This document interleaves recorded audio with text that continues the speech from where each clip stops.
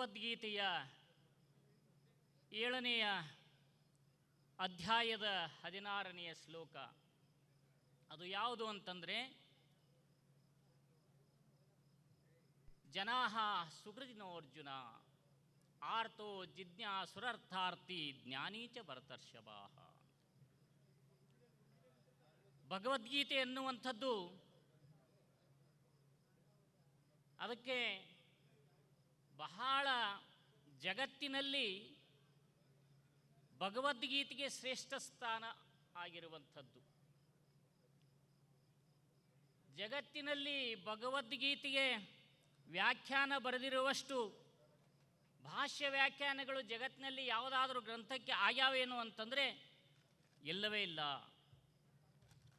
ಭಗವದ್ಗೀತೆ ಅಂತಂದರೆ ಅದು ಮನುಷ್ಯನ ಕನ್ನಡಿ ಇದ್ದ ಹಾಗೆ. ಭಗವದ್ಗೀತೆ ನಾವು ಹೆಂಗೆ ನೋಡ್ಕೋತೀವಲ್ಲ ನಮಗೆ ಹಂಗೆ ತೋರ್ತಾ ಇರುವಂಥದ್ದು. ಎಲ್ಲ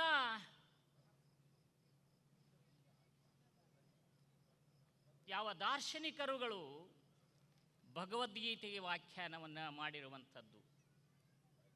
ಅದ್ವೈತಿಗಳು, ವಿಶಿಷ್ಟಾದ್ವೈತಿಗಳು, ಶಕ್ತಿ ವಿಶಿಷ್ಟಾದ್ವೈತಿಗಳು, ಶಂಕರ ಭಗವತ್ಪಾದರು ಎಲ್ಲರೂ ಸಹಿತ ಭಗವದ್ಗೀತೆಗೆ ವ್ಯಾಖ್ಯಾನಗಳನ್ನು ಮಾಡಿಕೊಂಡು ಹೋಗಿರುವಂಥದ್ದು.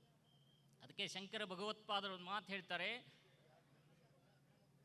ಭಗವದ್ಗೀತಾ ಕಿಂಚಿದದೀತ ಗಂಗಾ ಜಲಲವ ಕಣಿಕಾ ಪೀತ ಸುಕೃದುಪಿಯೇನ ಮುರಾರಿ ಸಮರ್ಚ ತಸ್ಯ ಯಮ ಕಿಂ ಕುರುತೆ ಚರ್ಚ. ಭಗವತ್ಪಾದರು ಹೇಳ್ತಾ ಇದ್ದಾರೆ, ಭಗವದ್ಗೀತಾ ಕಿಂಚಿದದೀತ, ಭಗವದ್ಗೀತೆಯ ಒಂದು ಶ್ಲೋಕನ್ನಾದರೂ ನೀನು ಓದ್ತಾ ಇದ್ದೀನಪ್ಪ. ಗಂಗಾಜಲವ ಕಣಿಕಾಪೀತ, ಗಂಗಾಜಲದ ಒಂದು ಹನಿಯನ್ನಾದರೂ ಸ್ವೀಕಾರ ಮಾಡಿದೇನಪ್ಪ. ಸಕೃದುಪಿ ಏನ ಮುರಾರಿ ಸಮರ್ಚ, ಭಕ್ತಿಯಿಂದ ಪರಮಾತ್ಮನ ನಾಮಸ್ಮರಣೆಯನ್ನು ಮಾಡಿದೇನಪ್ಪ. ಹೀಗೆ ನೀನು ಮಾಡ್ತಾ ಇದ್ದರೆ, ಭಗವದ್ಗೀತೆಯನ್ನು ಅಧ್ಯಯನ ಮಾಡ್ತಾ ಇದ್ದರೆ, ಭಗವದ್ಗೀತೆಯ ಪಾರಾಯಣವನ್ನು ಮಾಡ್ತಾ ಇದ್ದರೆ, ಪರಮಾತ್ಮನ ಸ್ಮರಣೆಯನ್ನು ಮಾಡ್ತಾ ಇದ್ದರೆ, ಗಂಗಾಜಲವನ್ನು ಸ್ವೀಕಾರ ಮಾಡ್ತಾ ಇದ್ದರೆ ಆ ಯಾವ ಯಮನೂ ಸಹಿತ ನಿನ್ನ ಕಡೆ ಹೊಳೆ ನೋಡೋದಿಲ್ಲ ಅನ್ನುವಂಥ ಮಾತನ್ನು ಹೇಳ್ಕೊಂಡು ಹೋಗಿರುವಂಥದ್ದು. ಅದಕ್ಕೆ ಯಮ ಅನ್ನುವಂಥವನು ನಿನ್ನನ್ನು ವಿಚಾರ ಮಾಡೋದಿಲ್ಲ, ಅವನು ನಿನ್ನ ಕಡೆ ನೋಡೋದೇ ಇಲ್ಲ, ಅವನು ನೀನು ಪುಣ್ಯವಂತನಾಗ್ತೀಯ ಅನ್ನುವಂಥ ಮಾತನ್ನು ಹೇಳ್ಕೊಂಡು ಹೋಗಿರುವಂಥದ್ದು. ಅದಕ್ಕಾಗಿ ಜನಾಃ ಸುಕೃತಿನೋ ಅರ್ಜುನ, ಸುಕೃತಿಗಳು ಅಂತಂದರೆ ಯಾರು ಜನ್ಮ ಜನ್ಮಾಂತರದಲ್ಲಿ ಒಳ್ಳೆಯ ಕರ್ಮಗಳನ್ನು ಮಾಡ್ತಾ, ಭಗವದ್ ಚಿಂತನೆಯಲ್ಲಿ ದಾನ ಧರ್ಮಗಳನ್ನು ಮಾಡ್ತಾ, ಭಗವಂತನ ಸೇವಾದಿಗಳನ್ನು ಮಾಡ್ತಾ, ಸದ್ಗುರು ಸೇವಾದಿಗಳನ್ನು ಮಾಡ್ತಾ, ಸತ್ಸಂಗಗಳಲ್ಲಿ ಪಾಲ್ಗೊಳ್ತಾ ಯಾರು ಜೀವನವನ್ನು ಮಾಡಿಕೊಂಡು ಬರ್ತಾ ಇದ್ದಾರಲ್ಲ ಅವರೆಲ್ಲರೂ ಸುಕೃತಿಗಳು. ಅದಕ್ಕಾಗಿ ಈ 4 ಜನ ಏನಿದಾರಲ್ಲ ಇವರು ಸುಕೃತಿಗಳು ಅನ್ನುವಂಥ ಮಾತನ್ನು ಭಗವಂತ ಅರ್ಜುನನಿಗೆ ಹೇಳ್ತಾ ಹೋಗ್ತಾ ಇದ್ದಾನೆ. ಆರ್ಥ ಜಿಜ್ಞಾಸು ಅರ್ಥಾರ್ಥಿ ಜ್ಞಾನಿ, ಈ 4 ಜನ ಸುಕೃತಿಗಳಿದ್ದಾರೆ.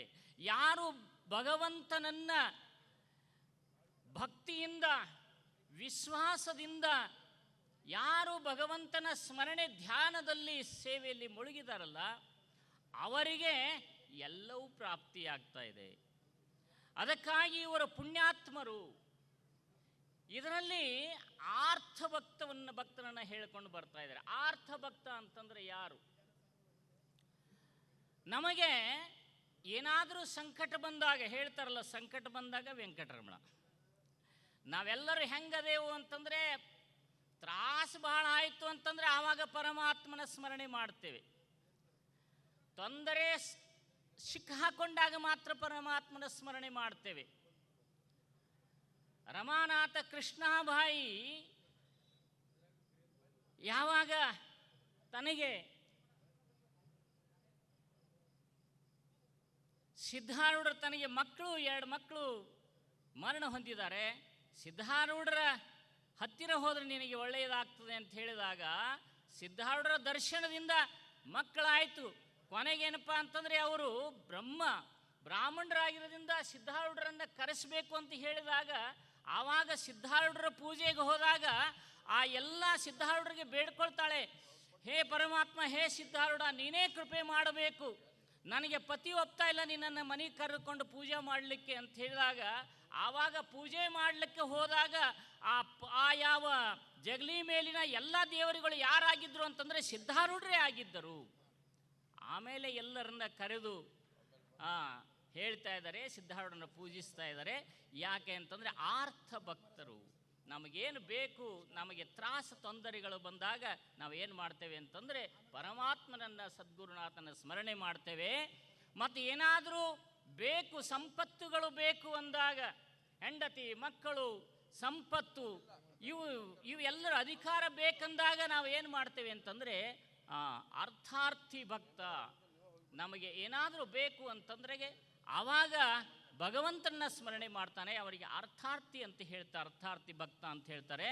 ಜಿಜ್ಞಾಸು ಅಂತಂದರೆ ಜ್ಞಾತ ಇಚ್ಛುಂ ಜಿಜ್ಞಾಸು, ಭಗವಂತನಿಗಾಗಿ ಭಗವಂತನನ್ನು ತಿಳ್ಕೊಳ್ಬೇಕು ಅನ್ನುವಂಥ ದೃಷ್ಟಿಯಿಂದ ಆ ಭಗವಂತನ ಸ್ಮರಣೆ ಮಾಡುವಂಥವರು, ಭಗವಂತನ ಚಿಂತನೆ ಮಾಡುವಂಥವ್ರು ಜಿಜ್ಞಾಸು ಅಂತ ಹೇಳ್ತಾರೆ.